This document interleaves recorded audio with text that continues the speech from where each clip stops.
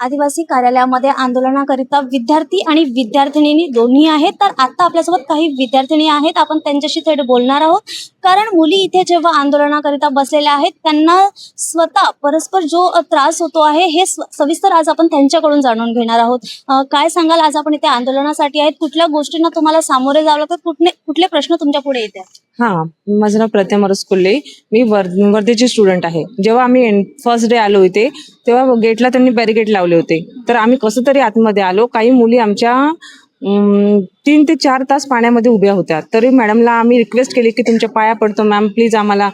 काही पीओ होते, त्यांना सुद्धा आम्ही म्हटलं तुमच्या पाया पडतो, आमचे मुली आहेत, त्यांना मेन्स्ट्रुअल सायकलचा प्रॉब्लेम चालू आहे, वरून पाणी येत आहे, त्यांना आतमध्ये घ्या. तरी सुद्धा त्यांना आतमध्ये घेतलं नाही.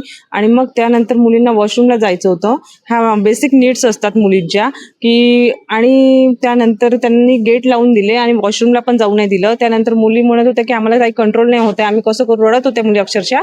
तर आम्ही मागे वगैरे जाऊन बघितलं, तिथे एक वॉशरूम आहे, तर तिथे सुद्धा लॉक लावून ठेवलं आहे. आणि इथे सगळ्या प्रिमायसेसमध्ये कॅमेराज आहेत आणि त्या वॉशरूमच्या समोरच एक कॅमेरा आहे. म्हणजे इथे प्रायव्हसी नावाची काही गोष्ट राहिलेली नाही मुलींसाठी. आणि ते लॉक नसल्या कारणाने आम्हाला वॉशरूमला कुठे जायचं, तर मुलांनी तिथे काही नेट लावून दिल्या होत्या, त्यामध्ये मुली वॉशरूमला गेल्या. कोणाला मेन्स्ट्रुअल सायकलचा प्रॉब्लेम चालू होता. त्यानंतर यामध्ये तर आम्हाला फंडामेंटल राईट्सच आमचं व्हायोलेशन होत आहे. तर आमची मागणी आहे की आमच्यासोबत खूप बेकार व्यवहार झाला आहे जेव्हा फर्स्ट डे आम्ही इथे आलो. नक्कीच हे खूप एकदम आपण काहीच बोलणार आहे यावर, जेव्हा मुली स्वतःचा आवाज उठवत आहेत आणि या अशा ठिकाणी जर मुलींना ज्या गोष्टी पाहिजेत त्याच जर मिळत नसतील, हा प्रश्न खूप गंभीर आहे. नक्कीच आपण दुसऱ्या विद्यार्थिनींशी पण बोलण्याचा प्रयत्न करणार आहोत. तुम्ही काय त्रास सहन केला, थोडं पुढे? ज्या दिवशी आम्ही आला त्या दिवशी सर्वात आधी तर बॅरिकेड लावले होते, आम्हाला आत नाही घेतले. परंतु आम्ही वॉशरूमच्या बहाण्यानं आत आले, पण इथं आल्याच्या नंतर त्यांनी म्हणजे लॉक लावले होते, आत नाही घेतले आम्हाला. पण कंट्रोल नव्हता होत. मग काही मुली रडल्या. मग त्याच्यानंतर आदेश आहे म्हणे. त्यांचे कर्मचारी बोलले की मॅमचा आदेश आहे आणि लॉक खोलायला नाही सांगितले, म्हणून आम्ही ताई वगैरेंना सांगितलं. मग ताई वगैरे दादा वगैरेंना सांगितलं, तिकडे काही लावले, नेट लावले आणि मग तिकडे आम्ही वॉशरूमला गेला. तसेच खूप साऱ्या मुली होत्या, त्यांना 2-3 मुलींना मेन्स्ट्रुअल सायकल सुरू होती, त्यांना पण खूप प्रॉब्लेम होत होता. पण मॅमने गेट नाही खोलले. मॅम वरून बघत होत्या, परंतु त्यांना एवढं जाणीव नाही झालं की माझ्या मुली एवढ्या प्रॉब्लेम मध्ये आहेत, तर मी गेट खोलावा आणि आत शौचालय करिता जाऊ द्यावं असं मॅमला वाटलं नाही. लेडीज असून सुद्धा मुलीची प्रॉब्लेम नाही समजू शकलेत. एवढंच बोल.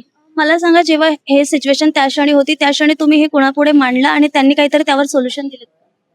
त्यानंतर मग काय झालं की आम्ही दादा लोकांना वगैरे सांगितलं, तर ते वॉशरूमला गेले. तर त्यांनी तिथे नेट लावली, तेव्हा मुली तिथे फ्री झाल्या. पण तिकडे सुद्धा कॅमेराज आहेत, तरी मॅडमला हे समजलं नाही की इथे कॅमेरा असतील तर मुली जाणार कुठे. मग त्यानंतर आम्ही आमच्या रात्री 1 ते 2 वाजेला पीओला फोन केला. तेव्हा त्यांनी पीओनी जेव्हा मॅमला फोन केला, त्याच्यानंतर त्या काही वेळाने खाली आल्या. नक्कीच इथे आपल्यासोबत काही विद्यार्थी होत्या आणि त्यांनी सांगितलेलं आहे की पहिल्या दिवशी जेव्हा ते आले तर बॅरिकेडिंग लावलेलं होतं आणि वॉशरूम म्हटलं की मुलींसाठी ही खरंच खूप आताच्या क्षणी तरी आपण हे म्हणतो की खूप गंभीर बाब आहे आणि 2 तास 3 तास खूप अवघड होतं की कंट्रोल कसं करावं. तर रडून जर आपल्या या गोष्टींसाठी त्यांना रडावं लागतं प्रशासनाच्या समोर आणि एक महिलांचा त्रास इथे समजत नाही आहे, हे आपल्याला विद्यार्थिनींकडून कळत आहे आणि त्यांचा त्रास नक्कीच हा आम्ही तुमच्यापर्यंत आणलं. म्हणजे प्रशासनापुढे पण हा आम्ही प्रश्न मांडतोय की आज मुलींच्या या मूलभूत गरजा यांच्यासाठी जर तुम्ही दुर्लक्ष करतायत, मग प्रशासन कुणाच्या गोष्टींचं सोल्युशन घेऊन या सत्तेवर बसलेला आहे, हा खूप मोठा प्रश्न माझा प्रशासनाला देखील आहे या विद्यार्थिनींच्या मार्फत. असेच अपडेट्स आम्ही तुमच्यापर्यंत आणत राहू. तोवर बघत राहा सिटी न्यूज नागपूर.